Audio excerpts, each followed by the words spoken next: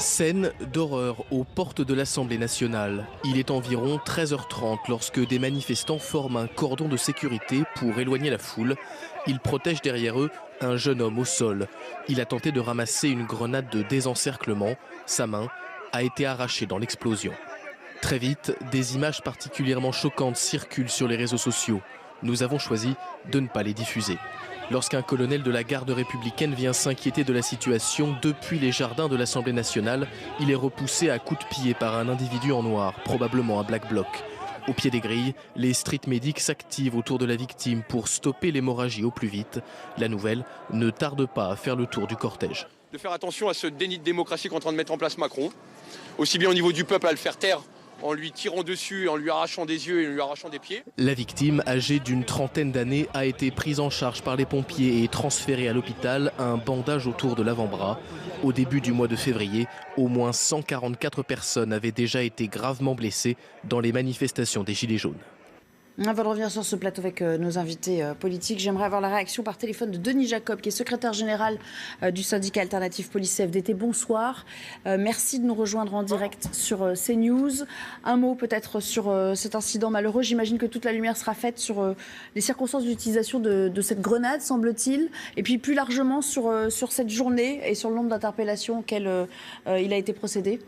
Oui, bien évidemment, c'est toujours malheureux d'avoir des blessés sur une manifestation et des blessés particulièrement graves. Mais il faut raison garder aussi quand on dit qu'il s'agit de violences policières. Enfin, qui peut croire que ce monsieur qui a eu la main arrachée, ce serait consécutivement à une violence policière? Enfin, l'inconscience de ramasser une grenade, enfin, je sais pas, moi, le mot grenade, je sais ce que ça veut dire. J'en ai une à mes pieds, je la ramasse pas, je me sauve. Enfin, à un moment donné, il faut aussi que tout le monde assume ses responsabilités.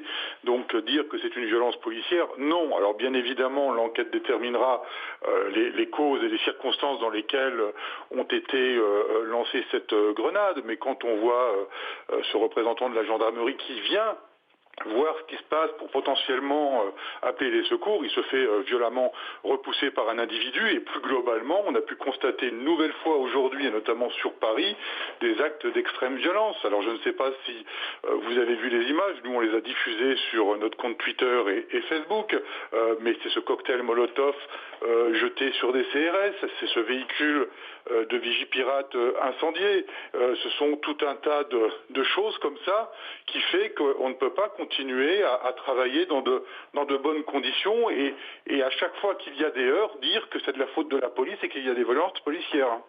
Un mot peut-être sur les 31 interpellations qui ont eu lieu à Paris, 36 d'ailleurs à Paris ce soir. Est-ce qu'on sait dans quel cadre et si c'était consécutif à ce qui s'est passé à l'Assemblée nationale où il y a eu de vives tensions à la mi-journée ?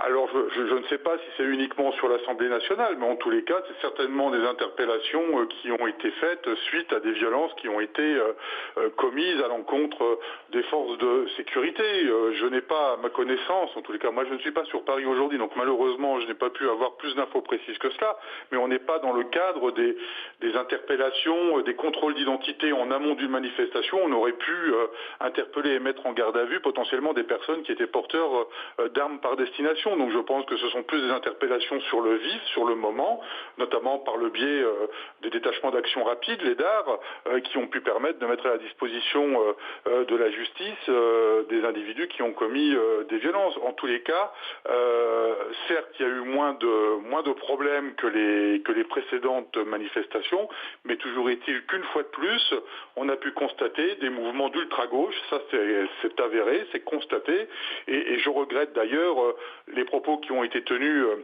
par mon confrère syndicaliste sur votre antenne il y a quelques minutes avant, où on ne peut pas accepter qu'un syndicaliste puisse tenir de tels propos à l'encontre de la police nationale, alors que lors des manifestations contre la loi El Khomri en 2016, la CGT était le premier syndicat à venir pleurer auprès de la police parce qu'il y avait des black blocs devant leur cortège qui occasionnaient des dégâts. Donc à un moment donné, il faut savoir aussi à ce niveau-là raison garder. La réponse de Denis Jacob à l'instant à Benjamin Amar qui était présent sur ce plateau il y a quelques minutes. Merci pour votre réaction. Je rappelle que vous êtes secrétaire général du syndicat alternatif police CFDT. J'aimerais recueillir le